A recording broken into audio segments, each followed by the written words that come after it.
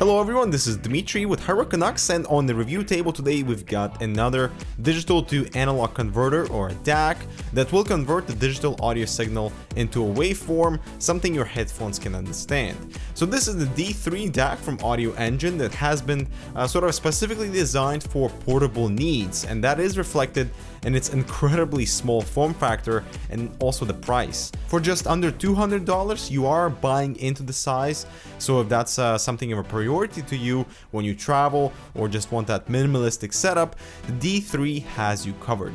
And it is as big as a USB drive, which is deceiving as it packs quite a punch for audio. And by the way, we have reviewed their D1 DAC, also from Audioengine, that is more of a on-a-desk solution, so make sure to check that out if you're interested. The D3 comes very well packaged, and for almost $200 I was expecting nothing less.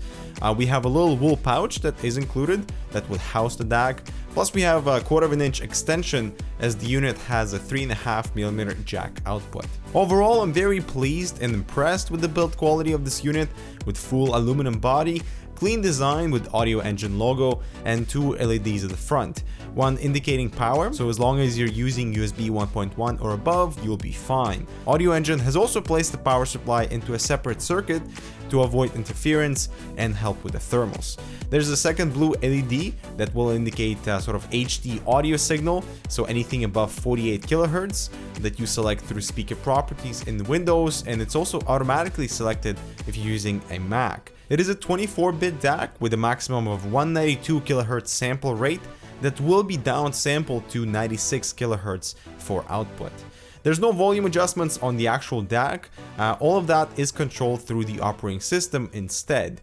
And so plugging in the D3 DAC into my notebook, and really the aluminum body does complement the appearance of the setup, and this would really work well for MacBooks. However, every single notebook that I plugged this in, the D3 wasn't totally stable and wobbled quite a bit. And this is part due to the USB port design and the DAC itself.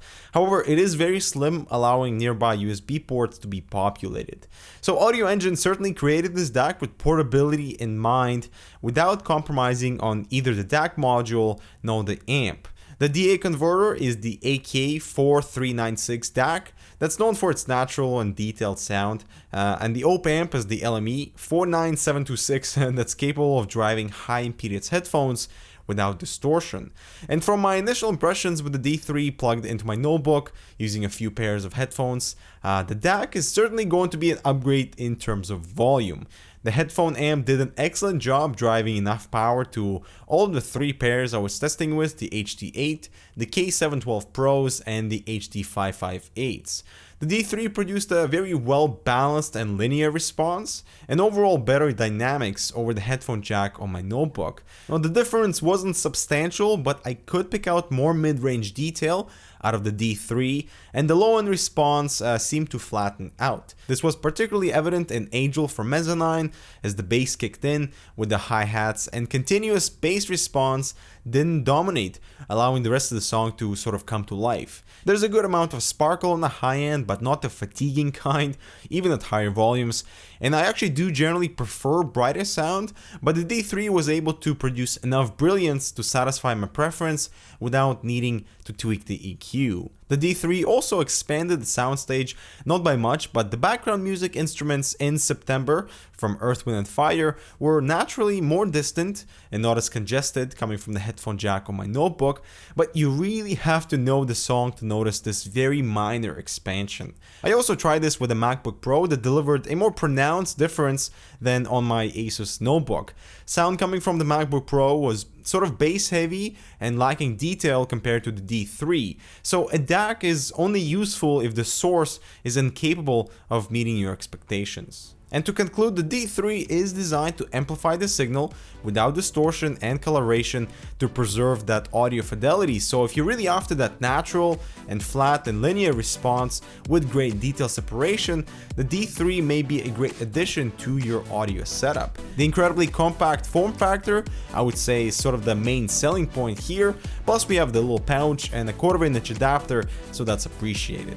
However, it is difficult to recommend such investment unless you own good quality headphones that could benefit from a DAC, especially at almost $200.